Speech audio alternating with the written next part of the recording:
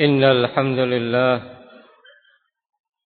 نحمده ونستعينه ونستغفره ونعوذ بالله من شرور أنفسنا وسيئات أعمالنا من يهده الله فلا مضل له ومن يضلل فلا هادي له أشهد أن لا إله إلا الله وحده لا شريك له وأشهد أن محمدا عبده ورسوله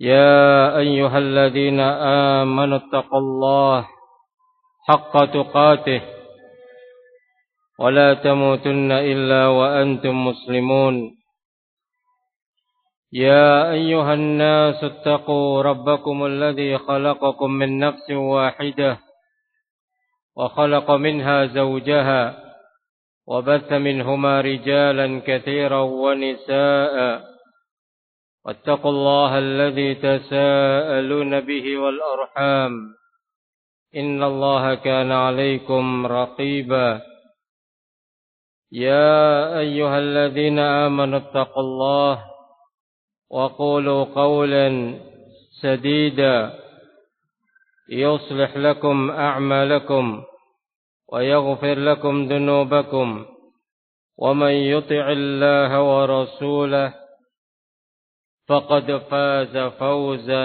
عظيما أما بعد فإن أصدق الحديث كتاب الله وخير الهدي هدي محمد صلى الله عليه وآله وسلم وشر الأمور محدثاتها فإن كل محدثة بدعة وكل بدعة ضلالة وكل ضلالة في النار. معاشر المسلمين إخوتي في الدين رحمني ورحمكم الله. Pelajaran kita telah sampai di halaman yang ke-42 dengan cetakan yang semoga rata-rata sama.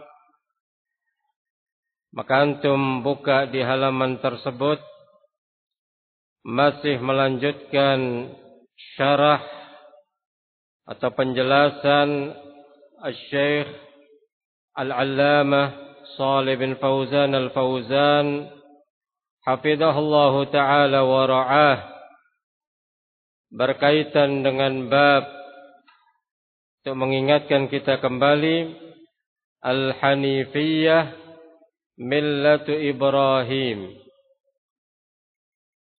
bahwa Al-Hanifiyah adalah millahnya Nabi Ibrahim alaihi salatu wassalam. Kita telah mengerti makna atau definisi Al-Hanifiyah. Kita telah mengerti mengapa disebut millahnya Ibrahim dan bukan Nabi atau Rasul yang lainnya.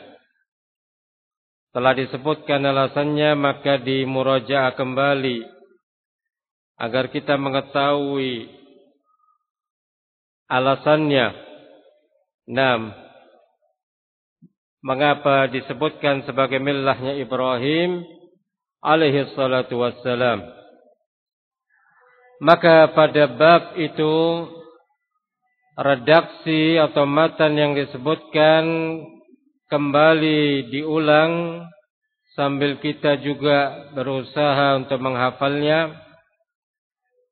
Annal hanifiyyata millata Ibrahim, bahwa Al-Hanifiyah adalah millahnya Nabi Ibrahim alaihi salatu wassalam, yang maknanya an ta'budallaha. Antum lihat pada matan di halaman ke-39. An ta'budallaha wahdahu mukhlishan lahuddin. Taulah kita apa definisi al-hanifiyah. An ta'budallah, engkau beribadah, mentauhidkan kepada Allah wahdahu, satu-satunya, mukhlishan lahuddin, dalam keadaan mengikhlaskan agama ini semata untuknya. Naam. Wa bidzalika amara Allahu jami'an nas wa khalaqahum laha.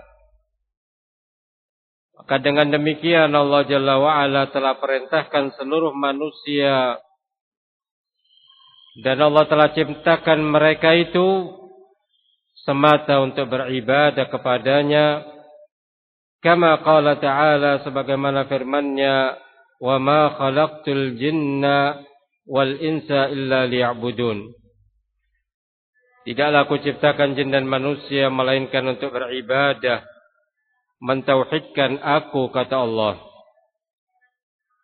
Maka pada penjelasan atau pertemuan terakhir telah dibahas ayat tersebut. 6. Allah Jalla wa'ala yang telah menciptakan segala sesuatunya, termasuk diantaranya jin dan manusia. Apa definisi jin dan apa pula definisi manusia telah dibahas. Maka jin adalah makhluk yang berada di alam gaib, keberadaannya itu ada. Siapa yang mengingkari maka dia kafir dengan sebab dia mendustakan kepada Allah dan Rasulnya dan juga ijma' para ulama kaum muslimin. 6. Maka Allah Jalla wa'ala perintahkan untuk ibadah kepada seluruh hambanya, bukan karena Allah ingin mengambil manfaat dari mereka, dari hambanya, ataupun mendapatkan kemudaratan, sama sekali tidak. Maka kita lanjutkan penjelasannya, tepatnya pada paragraf yang kelima di halaman ke-42. InsyaAllah masing-masing sudah mengerti apa itu paragraf. Permulaan kalimat baru. Nah, maka hitung dari atas sampai kelima. Disitulah batas kita akan memulai melanjutkan kajian malam hari ini. Wallahu laysa bihajatin ilal khalqi. Maka Allah Jalla wa'ala tidak memiliki hajat, tidak memiliki kebutuhan ilal khalqi, kepada makhluknya. Diperintahkannya untuk ibadah bukan berarti Allah itu butuh, ada kepentingan atau keperluan kepada makhluknya, sama sekali tidak. Wa innama khalaqal jinna wal insa li syai'in wahid faqad. Maka hanyalah Allah Jalla wa'ala semata menciptakan jin dan manusia untuk satu tujuan saja. Li syai'in wahid faqat. Wa huwa, tujuan itu, an ya'buduhu, agar mereka beribadah secara murni hanya kepada Allah Jalla wa'ala. Itu maksud Allah perintahkan untuk ibadah, dalam rangka untuk mentauhidkan, dalam rangka untuk beribadah kepada Allah Jalla wa'ala. Wa huwa laisa bihajatin ila ibadatihim. Maka dia Allah tidak memiliki hajah terhadap ibadahnya mereka, ibadahnya hamba. Wa innama hum al-muhtajuna ilaiha. Akan tetapi merekalah al-muhtajun, yang membutuhkan, yang memerlukan, ilaiha, kepada ibadah dalam mereka menjalani hidup itu. Li'annahum idza 'abadullah, karena tatkala mereka beribadah kepada Allah, akramahum, Allah akan memuliakan mereka. Wa adkhalahumul jannata, Allah akan masukkan mereka kepada jannah. Bisa kita cerna bahwa Allah perintahkan ibadah bukan semata agar mendapatkan manfaat dari hamba, tetapi hamba diperintah untuk ibadah karena hamba itu sangat membutuhkan kepada ibadah. Yang tatkala mereka jalani dengan baik, istiqamah, dengan terus semata karena Allah Jalla wa'ala, Allah akan muliakan mereka dan Allah akan balasi, Allah akan tempatkan di tempat yang sebaik-baiknya, yaitu al-jannah. Famaslahatul ibadah raji'atun ilaihim. Antum berikan tanda itu. Famaslahatul ibadah, kemaslahatan ibadah, raji'atun ilaihim, kembali kepada mereka. Cerna dengan baik agar mengerti bahwa kita disuruh ibadah. Jangan ada kesan bahwa Allah itu butuh, perlu kepada kita. Seakan-akan Allah itu akan mendapatkan sesuatu dari kita. Sekian banyak perintah Allah dalam Al-Quran dan Sunnah. Sekian banyak larangan Allah di dalam Al-Quran dan Sunnah. Hamba disuruh untuk menjalani ketentuan-ketentuan tersebut. Agar mereka selamat. Agar mereka mulia di dunia ini dan terlebih lagi di akhirat nanti. Wa maslahatul ibadah raji'atun ilaihim. Wa madarratul ma'siyah, sebaliknya kemudaratan maksiat, aidatun ilaihim, juga kembali kepada mereka. Man amila salihan falinafsih, siapa yang beramal dengan amalan yang saleh, falinafsih, maka untuk dirinya. Wa man asaa, dan siapa yang berbuat sebaliknya, berbuat dosa, kejelekan, fa'alaiha, maka akibatnya pun untuk dia, untuk dirinya. Man amila salihan falinafsih, wa man asaa fa'alaiha. Amma Allah Jalla wa'ala la tadurruhu ta'atul muti'. Adapun Allah Jalla wa'ala tidak termudaratkan dengan ta'atul muti', dengan ketaatan hamba yang taat. Allah tidak mendapatkan dampak yang negatif. Wala ma'siyatul 'asi, dan tidak pula kemaksiatan pelaku maksiat. Jangan dikira hamba enggan untuk mengikuti jalannya Allah, kemudian Allah rugi. Sama sekali tidak. Sebaliknya jangan dikira hamba seluruhnya di muka bumi ini taat, beriman, kemudian Allah Jalla wa'ala mendapatkan keuntungan. Sama sekali tidak juga. Maka famaslahatul ibadah raji'atun ilaihim, wa madarratul ma'siyah aidatun ilaihim. Antum berikan tanda itu. Qala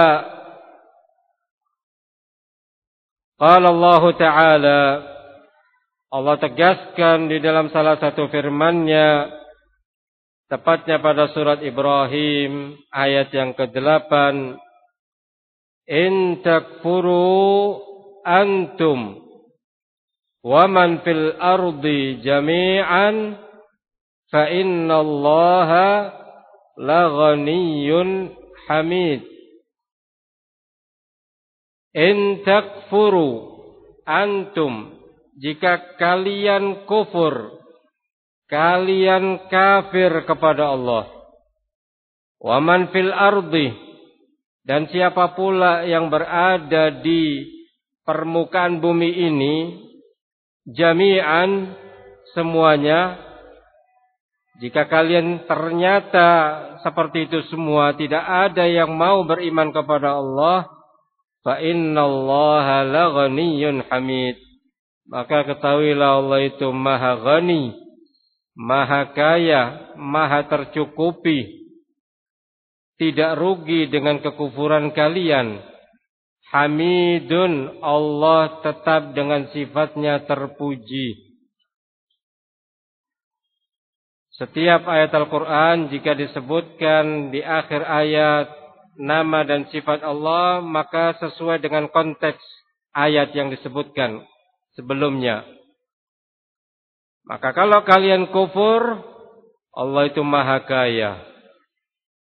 Allah tetap terpuji, tidak terkurangi sedikit pun kemuliaannya. Maka selalu ada relevansinya, keterkaitan nama dan sifat tadi. Di sini berapa nama disebutkan? Berapa? 2. Ghaniyun sama Hamidun. 6. Innallaha la ghaniyyun hamid. Kenapa ghaniyun kok bukan ghaniyan? Kenapa Hamidun dan bukan Hamidan? Karena ada inna. Ya. Sehingga ini adalah khabarnya inna. Khabarnya inna marfu'. Iya. Nah.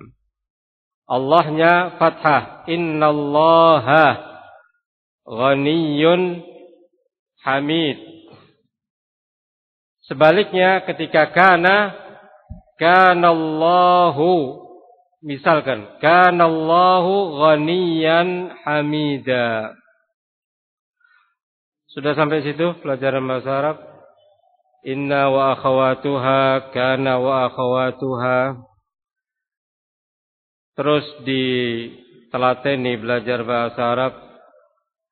Nah, insyaallah akan bermanfaat cepat ataupun lambat, dan kita semoga diberikan ilmu yang bermanfaat oleh Allah Jalla wa'ala dengan mempelajarinya, mempelajari ilmu alat tadi untuk memahami ayat-ayat Allah dan juga hadits-hadits Rasulnya.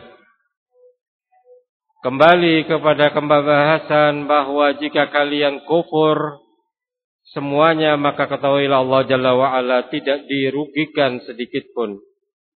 Allahu la tadurruhu ma'siyatal 'asi. Allah Jalla wa'ala tidak dirugikan atau tidak termudaratkan dengan maksiatul 'asi, kemaksiatannya pelaku maksiat. Wala tanfa'uhu ta'atul muti', dan Allah Jalla wa'ala tidak mendapatkan manfaat dari ketaatannya hamba yang taat. Wa innama hadza raji'un ilal khalqi anfusihim. Melainkan ini kembali kepada makhluk masing-masingnya terhadap diri-diri mereka. In ata'uhu intafa'u wa in 'asawhu tatadarru bima'siyatihi. Jika mereka taat kepada Allah, mereka sendiri yang mendapatkan manfaat. Sebaliknya ketika mereka durhaka, maksiat kepada Allah, mereka lah yang akan mendapatkan kemudaratan bima'siyatih, dengan sebab kemaksiatan dia. Fahimtum insyaallah. Berikutnya kita lanjutkan matan yang terakhir atau penghujung matan menyebutkan wa makna ya'budun yakni yuwahhidun. Maka Allah Jalla wa Ala tadi bukankah telah menyatakan wa ma khalaqtul jinna wal insa illa liya'budun. Ya'budun maknanya yuwahhidun. Agar mereka beribadah, maksudnya agar mereka mentauhidkan. Kita lihat lebih lanjut penjelasan Syekh Saleh hafizahullah ta'ala. Yuwahhidun, beliau ingin menjelaskan makna yuwahhidun, yaitu yufarriduni bil ibadah. Mereka mengesahkan aku di dalam beribadah. Itu maknanya mentauhidkan. Mengesahkan, memurnikan ibadah semata hanya untuk Allah. Fal ibadah wat tauhid bimakna wahid. Itu juga perlu antum beri tanda bahwa ibadah dan tauhid itu bimakna wahid, maknanya satu. Apa maknanya ibadah? Adalah tauhid. Apa maknanya tauhid? Adalah ibadah. At-tauhid yufassiru bil ibadah. At-tauhid menafsirkan atau ditafsirkan bil ibadah, dengan ibadah. Berdasar dari kalimat tadi, ya'budun yakni yuwahhidun. Sebaliknya wal ibadah tufassiru atau tufassaru bit tauhid. Ibadah ditafsirkan dengan tauhid. Wa ma'nahuma wahid. Sehingga makna keduanya adalah satu. Naam. Ini faedah yang selama ini kita masih belum mengetahui secara jelas.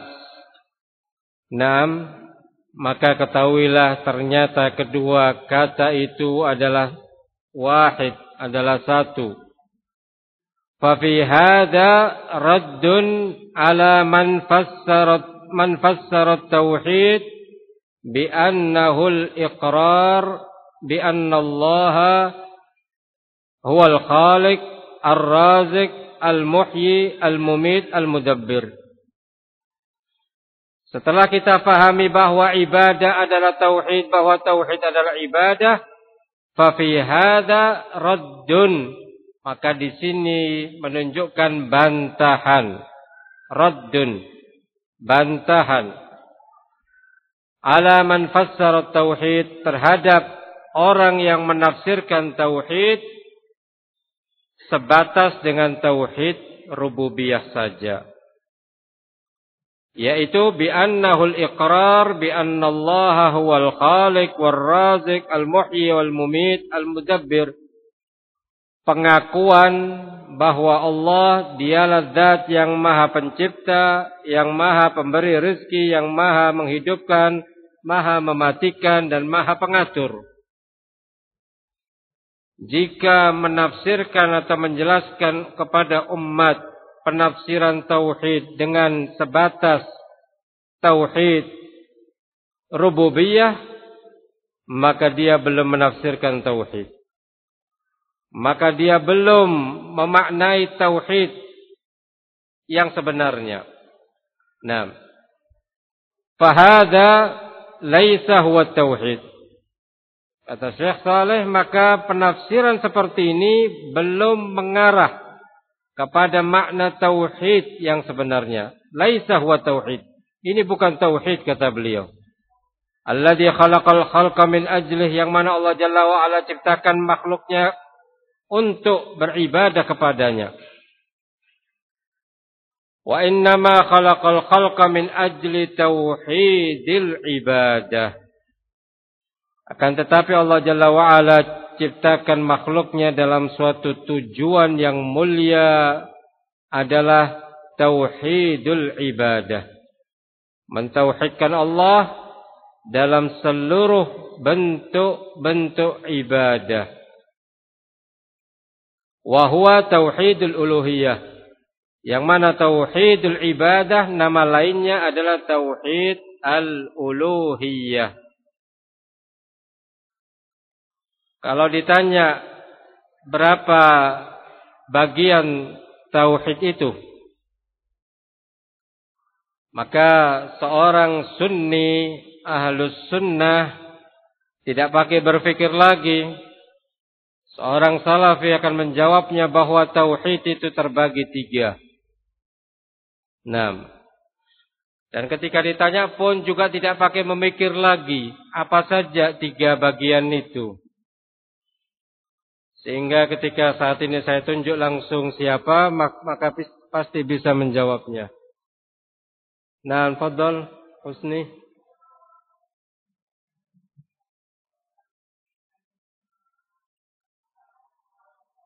Naam, taib ahsanta. Tauhid al-rububiyah, tauhid al-uluhiyah, tauhid al-asma' was sifat.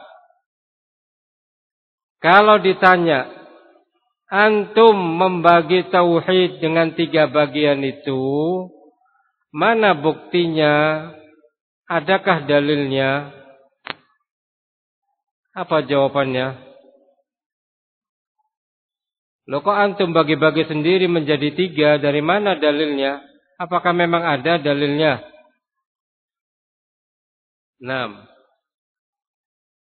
Man yujib? Siapa yang bisa menjawab?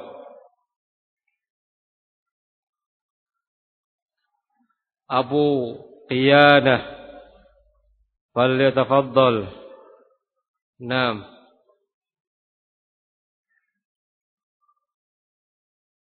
Ya ahlus sunnah, aina antum? Nahnu fil masjid. Ya. Nahnu fil masjidi. Jawabannya kita diajari oleh ulama bil istiqra. Dengan kita telaah, kita cermati, kita pelajari tatkala dikumpulkan seluruh ayat Al-Qur'an dan seluruh hadis-hadis Nabi sallallahu alaihi wasallam yang sahih, ternyata tauhid tidak keluar, tidak lebih dari 3 bagian tersebut. Ayat berbicara tentang ini, hadis berbicara tentang ini. Oh, ini termasuk tauhid rububiyah. Oh, ini termasuk tauhid uluhiyah. Oh, ini termasuk tauhid al-asma was sifat. Sudah tidak keluar dari itu. Seluruh ayat Al-Quran, seluruh hadis Nabi SAW, maka tidak keluar dari 3 pembagian tersebut. Sehingga tidak ada lagi penambahan tauhid jenis yang lainnya. Apa yang disebut oleh mereka kaum hizbiyun menyatakan adanya tauhid yang keempat, tauhid al-hakimiyah. Mereka menginginkan dengan itu pengadaan tauhid secara tersendiri.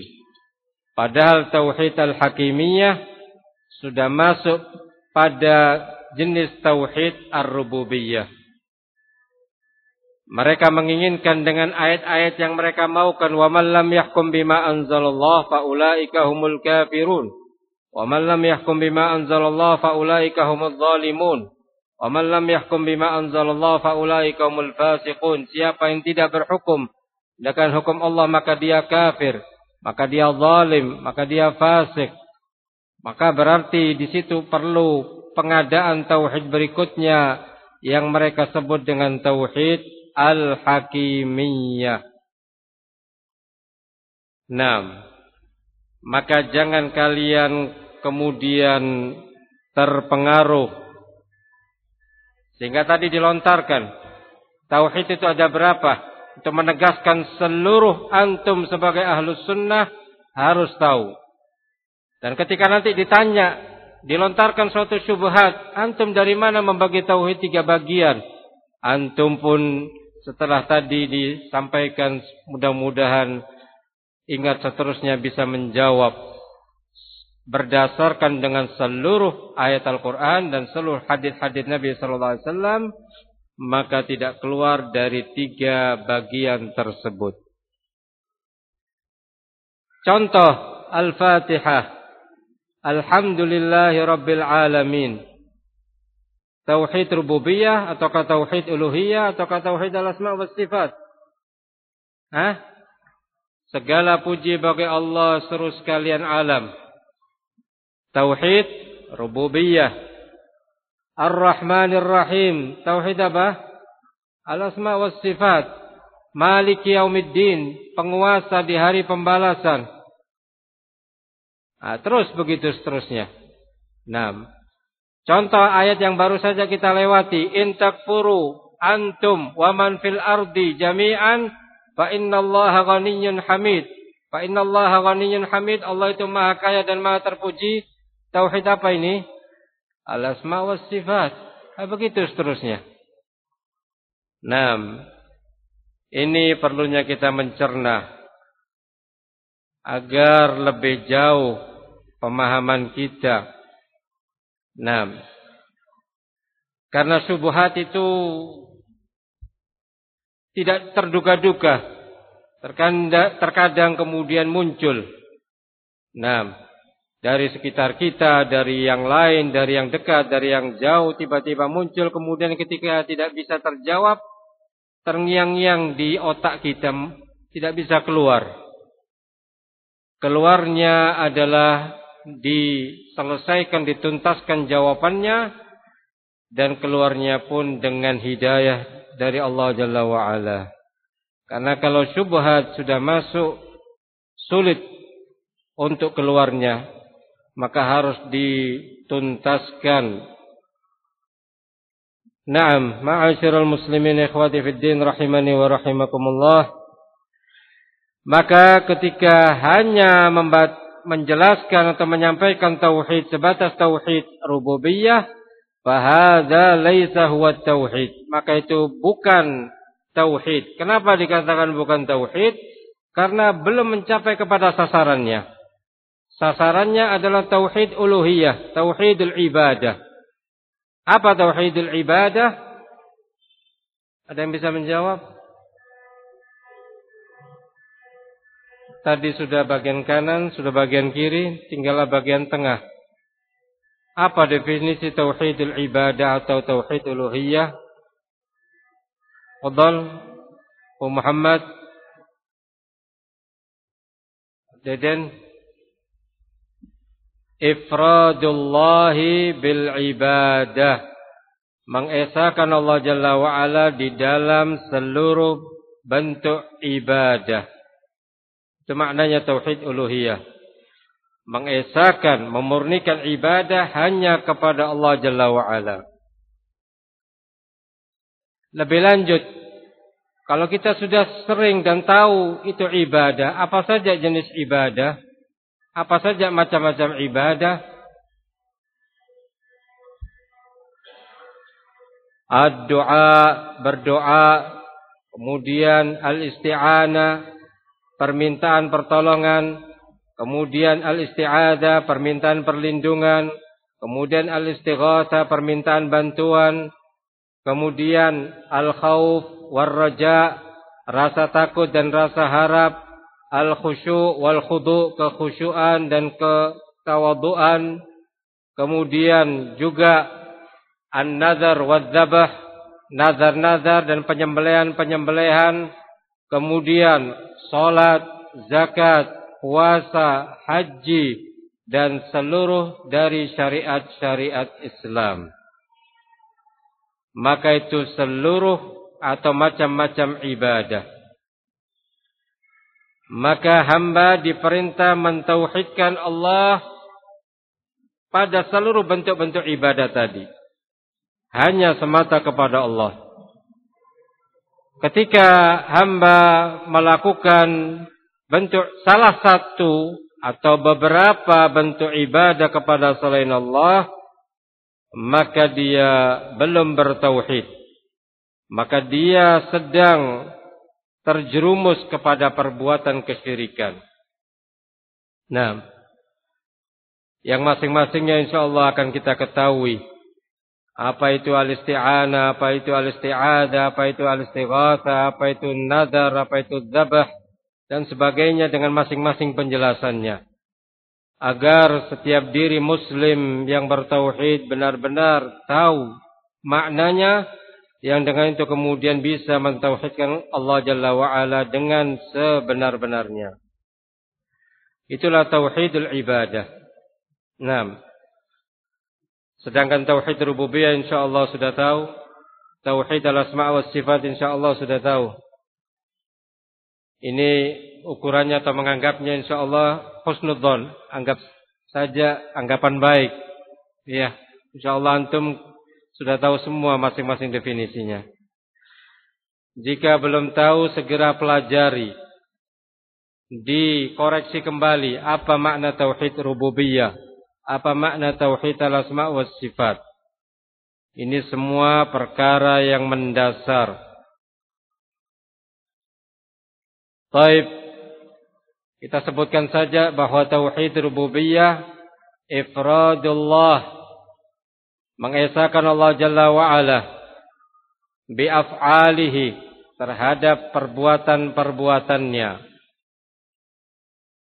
Perbuatan Allah itu banyak.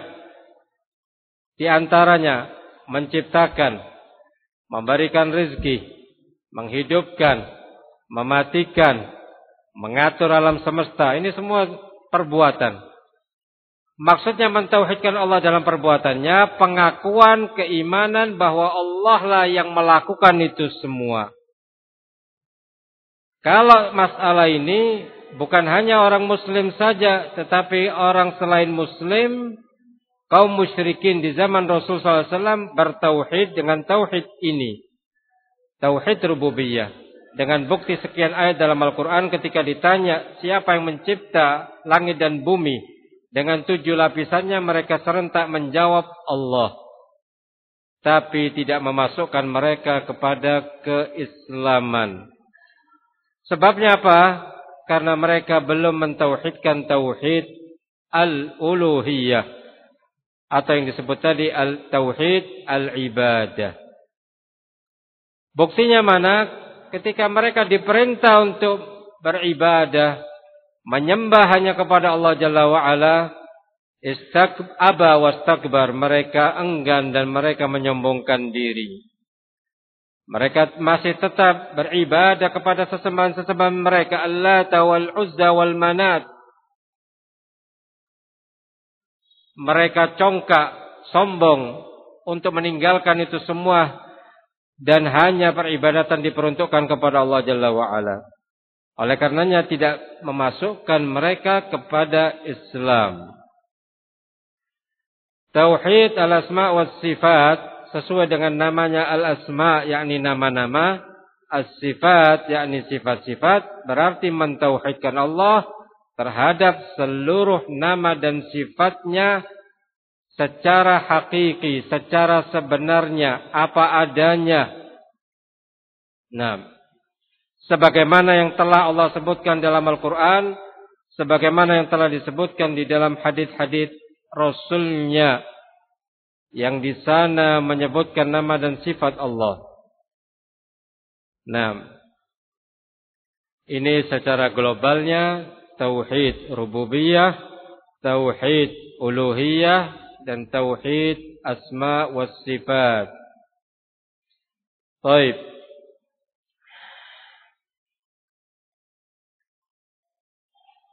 Kata beliau yang terakhir, amma man aqarra bitauhidir rububiyyah faqat fa innahu laisa muwahhidan. Adapun mereka yang mengakui tauhid rububiyah saja, faqat maknanya saja. Adapun atau sedangkan mereka yang mentauhidkan tauhid rububiyah saja, fa innahu laisa muwahhidan, maka dia bukan atau belum bertauhid. Sebagaimana telah disebutkan penjelasannya. Wa laisa min ahlil jannah, Sampai seperti itu beliau katakan. Dan bukanlah termasuk penduduk jannah. Dia katanya bertauhid, Ternyata ketika setelah ditelusuri kita tanya lebih lanjut, ternyata tauhidnya sebatas tauhid rububiyah saja. Sementara dalam kesehariannya dia bertentangan dengan tauhid la ilaha illallah, dengan tauhidul ibadah, tauhid al-uluhiyah. Masih meminta-minta kepada selain Allah, walaupun dia juga meminta kepada Allah Jalla wa'ala. Masih menjadikan wasilah-wasilah kepada orang-orang saleh yang telah meninggal dunia di dalam doanya kepada Allah Subhanahu wa taala. Masih melakukan nazar-nazar kepada selain Allah dan berbagai bentuk penyelewengan dari tauhid yang lurus. Maka siapa yang masih tauhidnya sebatas rububiyah, laisa muwahhidan wa laisa min ahlil jannah, bal huwa min ahlin nar. Bukan saya yang menyatakan. Kata beliau, bahkan dia termasuk ahlun nar. Maka keberadaan kaum muslimin perlu ditekankan terus, diprioritaskan menjelaskan tauhid agar mereka seluruh lapisan muslimin faham. Bukan hanya pemahaman mereka sebagai seorang muslim bertauhid sebatas tauhid rububiyah saja.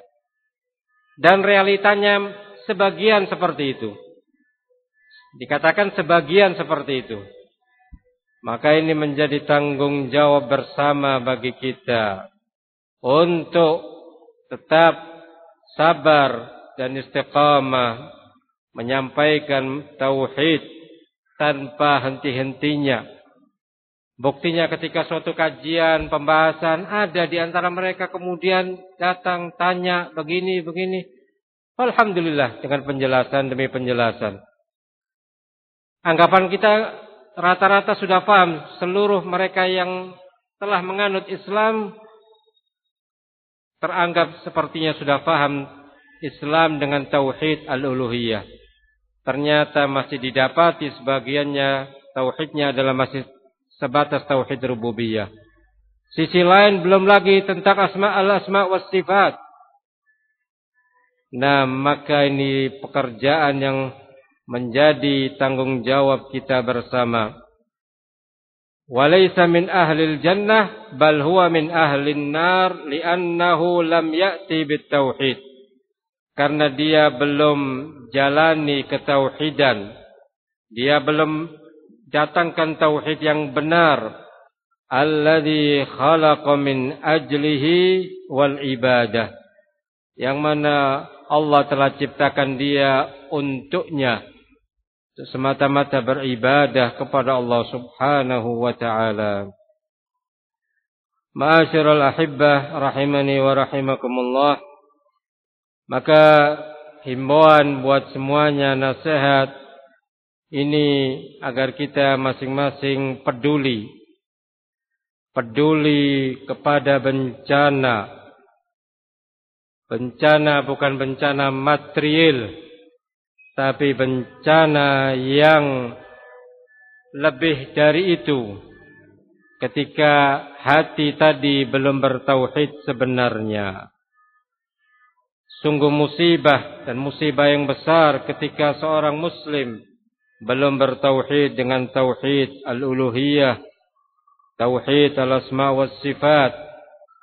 Sementara umur terbatas, tugas begitu berat untuk bagaimana tersampaikan ke seluruh lapisan sampai ke pelosok-pelosok.